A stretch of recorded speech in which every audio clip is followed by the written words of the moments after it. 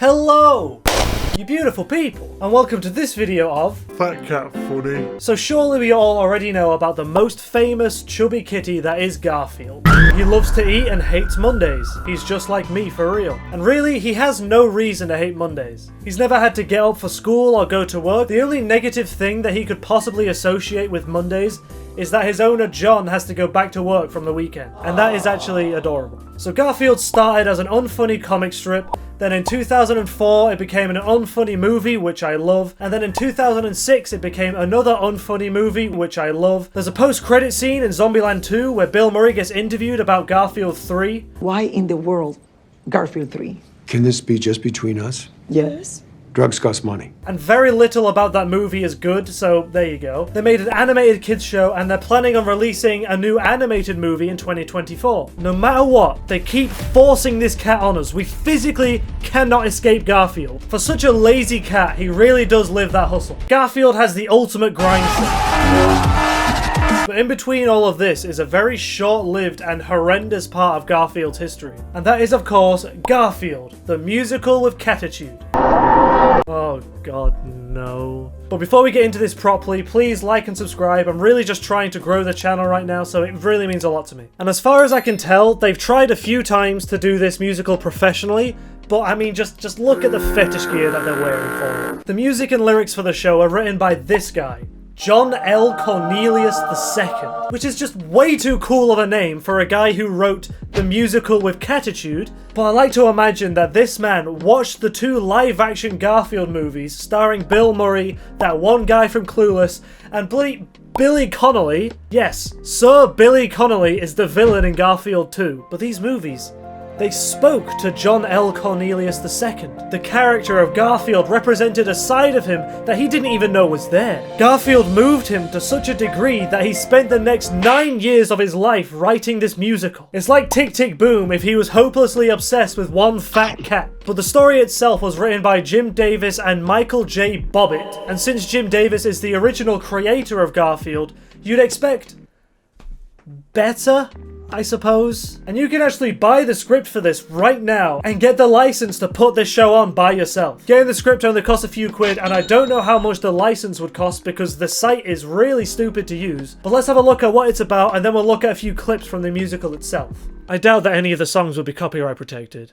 If this video gets taken down or penalized because of Garfield, I will never watch those films again. So the summary is: Garfield, a chubby and sarcastic tabby cat, fantasizes about having the most amazing birthday in the history of birthdays.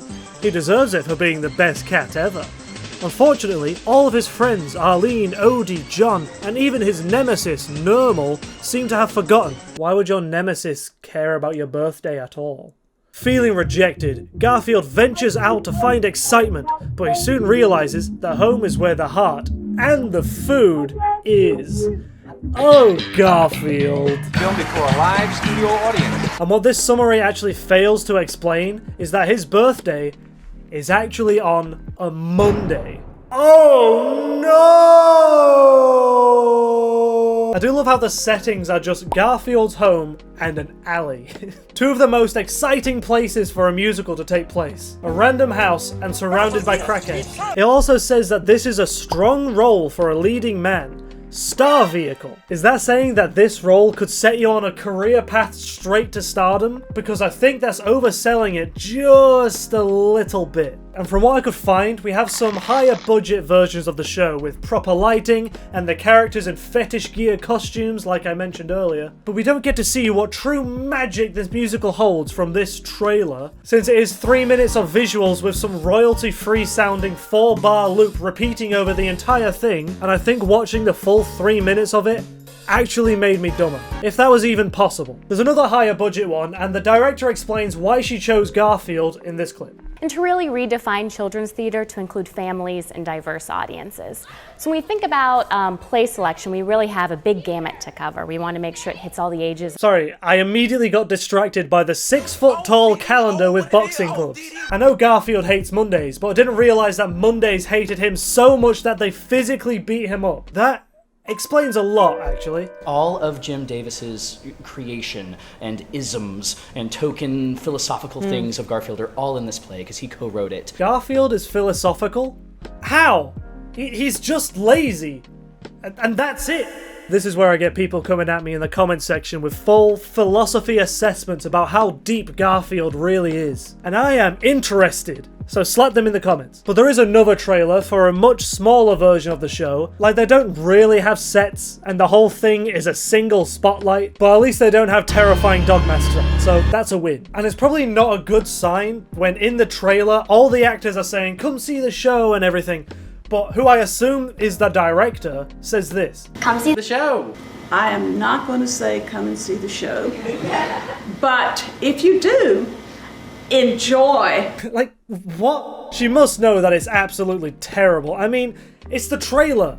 You're supposed to be enthusiastic and selling the show. You want people to come and see it. But she's like, I'm not saying to come watch the show. I'm not saying to buy a ticket.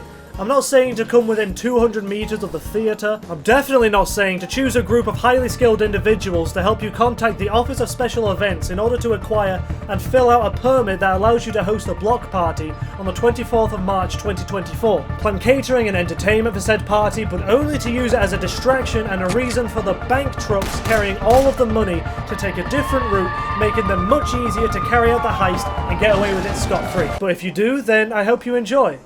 And may God have mercy on your soul. Really weird for her to go into that much specific detail, but okay. But this trailer has a lot more interviews with the actors and stuff, and it really gives us more of an idea of how terrible this musical really is. What? Now you get to have fun doing extremely silly things. My birthday's on a Monday! While being lazy. Oh no. I knew it would be pretty cringe, but the echoing of the room and stuff just makes it worse. Because you know there's only like 10 people in the audience. Performing in front of a small crowd is way worse than performing in front of a large crowd. So the tension and cringe in the air of that theatre is palpable. You would be able to palp the hell out of it. I hate Mondays. The music is just phenomenal. Don't throw me a falling gun. It's very fun to sing. I'm sorry, man. I know you're trying to sell the show, which is more than the director is doing, so I can respect it. But if you think that that music is phenomenal, then you have some problems. Wait until you hear any other musical. Amazing birthday. Amazing birthday. It just feels like one of those musicals you'd see in a show that is specifically written to be really bad and make the main characters want to leave. I think I'll die. If this was on television, nobody would be watching. Oh God, why aren't we watching television? Can't believe coming here costs more than a film. And I know it's for kids and everything, but that doesn't excuse it for being bad. Like, let's listen to that track from earlier again. It just sounds like someone pressed the play track 1 button on a random electric keyboard and went, yeah, this is fire. Absolutely no effects or anything. If I had spent money to see a show like that, I would eat my own head.